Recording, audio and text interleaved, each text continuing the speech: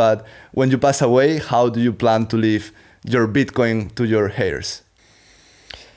Well, through a carefully constructed inheritance plan.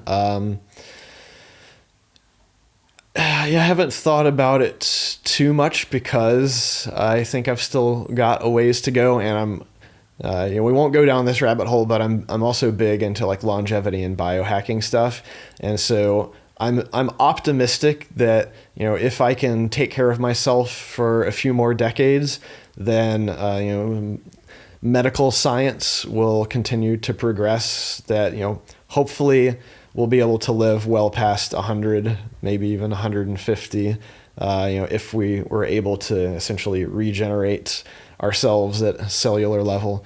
So this actually does potentially bring up a very different issue, which I have published an article about, which is, and this is because I haven't entirely decided personally on how I'm going to do this, but are you familiar with cryonics? Yeah. Right. So, like I said, I'm a transhumanist. I'm interested in life extension. I'm interested in cryonics. I'm not a subscriber yet of any of those services because they do have issues. A lot of them go bankrupt and the bodies thaw and don't get preserved. But I have spent a fair amount of time thinking about and published some thoughts on taking your Bitcoin with you.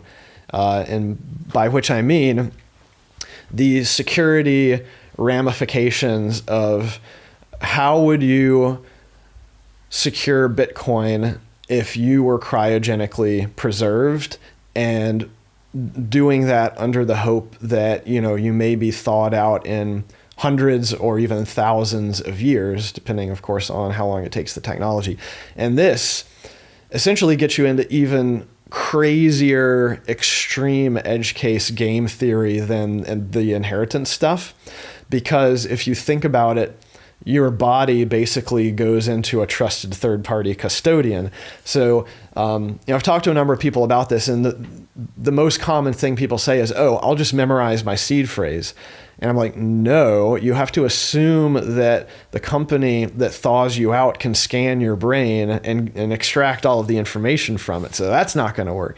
And then there's all these other issues around, how technology and you could, potentially have key failure or key rot over centuries or millennia. How do you do that in a way that you can feel comfortable about?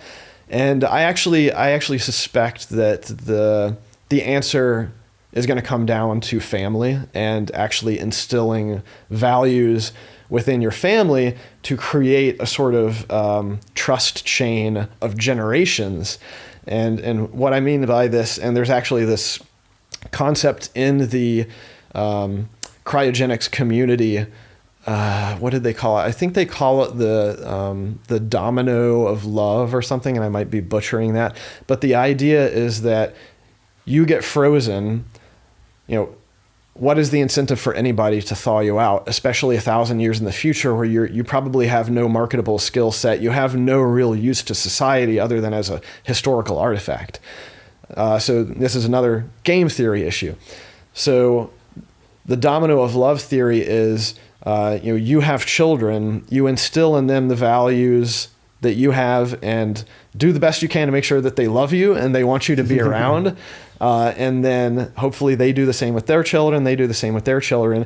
And so if that chain remains unbroken, then at some arbitrary point in the future, the technology will improve enough that we can start to thaw people out. But the thing is, it's going to go in reverse order, because the earlier you get cryogenically preserved, the more damage there will be to your body, and therefore the greater the level of technology will be required in order to revive you.